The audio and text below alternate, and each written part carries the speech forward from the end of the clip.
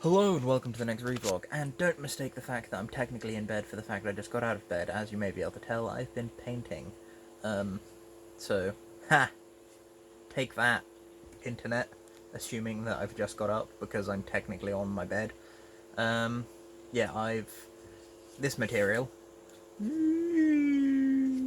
I've cut two more shields out of, and I've painted one of them. I want to see whether it works. It's a pain to paint, and I'm going to have to do another layer, like another coat. And also, there's a bit where it was in the vise, because I couldn't hold it. And so, yeah.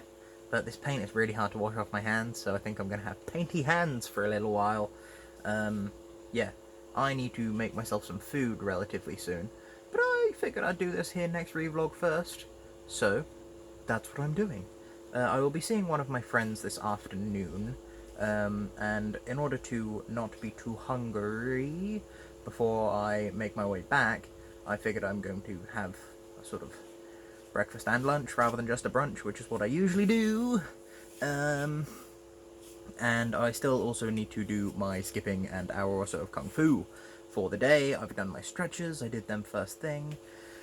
And yeah, I've been looking up how to make like training swords, like foam ones, rather than the ones I am using, because I'm not sure how well this material will hold up against my polypropylene training swords. I mean, I can always try, and thrusts aren't allowed, so yeah.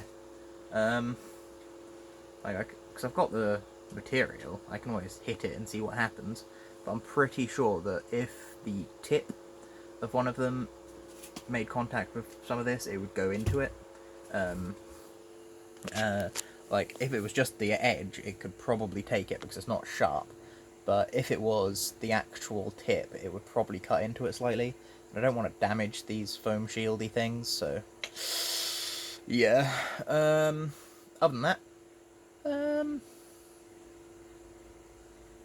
yeah, I'm not doing much else today. I made some D&D monsters this morning. I made some more before bed yesterday because I'm probably going to be running a prototype version of my campaign I'm going to be running in September, starting next week.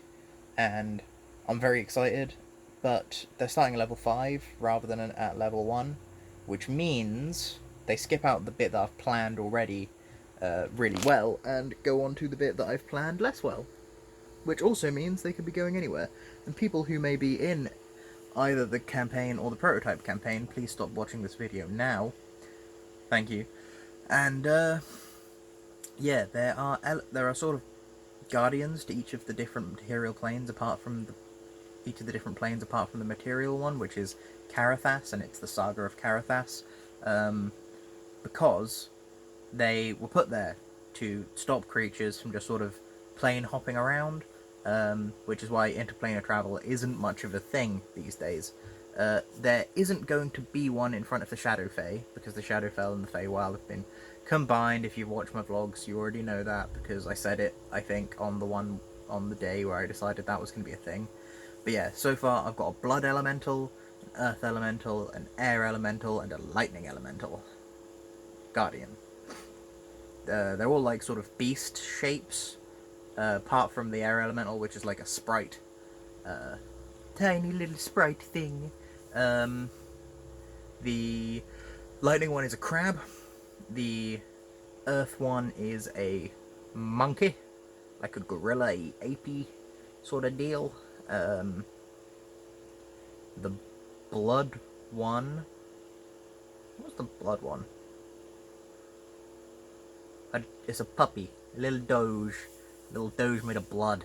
Yeah, and the fire one's obviously going to be a phoenix. I can't remember what I decided the water one will be, and there's one left, I think. Oh no, there's hell. Hell has like a pit fiend and a balor, whereas the celestial sea, which is heaven, has like 3 angels, 3 real powerful angels. Because most things are like chance rating 10, so a party of level 10s should be able to planar travel with some difficulty. But The Hell and the Celestial Sea are particularly high level areas, by which I mean if you're going to the Celestial Sea and you face combat encounters, they're probably all going to be a minimum of challenge rating 20.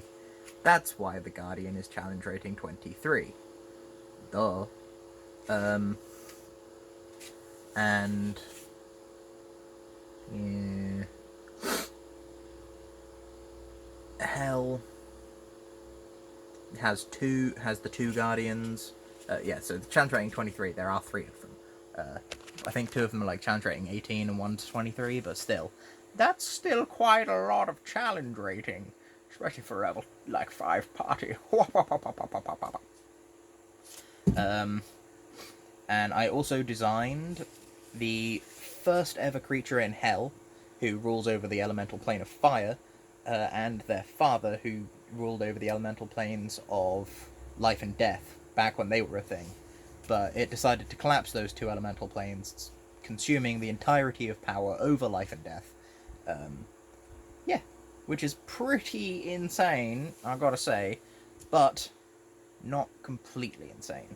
There's still, like, the possibility that it's, well, it can't die, personally, and it, like, if something's soul's moved on, it can't bring it back to life. It'll just bring it to undeath. Though if something is undead, and its soul hasn't moved on, then it can completely skip through back into being alive. It can reverse undeath, which is pretty cool. And yeah, that creature is god level. That one. But it isn't quite a god, because it doesn't dwell in either the astral plane or the celestial sea. Because the astral plane, which is where all of the other planes reside, and has the potential to be infinite, it